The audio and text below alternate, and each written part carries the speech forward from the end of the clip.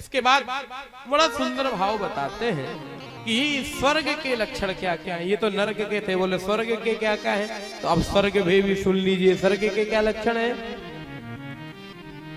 अन्न पुराना घी नया, घर सतवंती नारी। घर में अन्न पुराना खाया जाए। देखो भाई आप लोग सुन लो, गेहूं जो हो वो घर में हमेशा पुराना ही खाना चाहिए। अन्न पुराना, अच्छा पुराने अन्न से मतलब क्या है? बोले मतलब है रोटेशन से। ये नहीं कि अब मान लो फरवरी के महीना में आलू खोद रहे हैं तो रोज जलेबी आ रही है, फिर हमने देख रहा कि हमारे आषाढ़ में कहो हालत ये है कि अब वो आटे के भी हिसाब कर लाले गड़बड़ हो रहा। तो इतना नहीं, हिसाब रखना चाहिए, रोटेशन ठीक बना रहे। तो अन्न पुराना घी नया।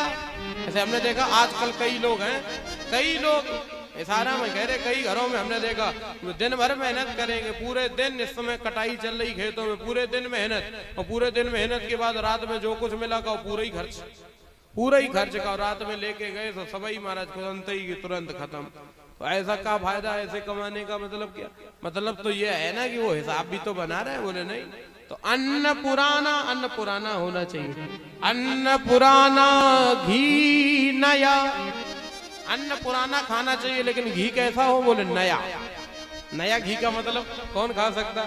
नया घी तो वही खा सकता है जो कि द्वारे 65,000 की बंधी होगी तो सवेरे 5 बजे जगना भी पड़ेगा, सेवा भी करनी पड़ेगी, तभी तो खा सकते। बोले नया घी, ऐसे तो कोई खा नहीं सकता। या तो मान लो आप लोग खा सकते हैं, आप किसान लोग हमारे सामने बैठे जो मान लो सेवा करते हैं इसलिए आप लोग खा सकते हैं, या फिर हम लोग खा सकते हैं। हम लोगों का मतलब बोले जिन्हें लाद ली है दूसरे के घर ही खाना है, यहाँ अपने घरे से मिलता नहीं, कोई ना कोई रोज मिल ही जाता। और बढ़िया जजमान मिलता तो नया ही घी ढूंढ के लाता, महाराज निमंत्रण है नया घी। हाँ, हम लोगों के तो चलता ही रहता। हाँ, अब आपको क्या बताएं, रोज ही मिलता, कहीं ना कहीं नया घी मिल जाता। आज ही आपके गांव के हैं राजू मास्टर साहब, उनके घर हमें मिला तो बढ़िया चकाचक। तो हमारे तो रोज ही का हिसाब है, लग ही जाता कहीं ना कहीं। तो अन्न पुराना घी नया, हाँ अपनी बढ़ाई नहीं तो बात तो ठीक है। और घर सतवंती नारी, और घर में सत्य परायणा धर्म परायणा स्त्री हो। देखो नारी के अंदर कोई गुण हो या ना हो, लेकिन एक गुण जरूर होना चाहिए, धीरे चलती हो, धीरे बोलती हो, और जब बोले तो चेहरे पर मुस्कुराहट होनी चाहिए। कभी घर में कलेश होगा ही नहीं। आप धीरे बोलती हो, धीरे चलती हो, और जब बोलो तो चेहरे पर मुस्कुराहट। हर समय ऐसा नहीं कि क्रोध में ही बोलो, हर समय क्रोध नहीं ना, क्रोध ही तो सबसे ज्यादा ही हर कलह का जड़ होता है। इसलिए क्रोध नहीं होना चाहिए जीवन में, क्रोध का परित्याग हो। अन्न पुराना घी नया, घर सतवंती नारी, और आज्ञाकारी पुत्र हो तो स्वर्ग के लक्षण चार। बेटा आज्ञाकारी हो, आज्ञाकारी का मतलब समझ रहे हो? जो पिताजी ने कहा कि खेत पे जाना है, बोले अभी जा रहे, वो फलाना काम करना था अलीपुर जा रहे, आप कल नहीं जा पाए, अभी जा रहे।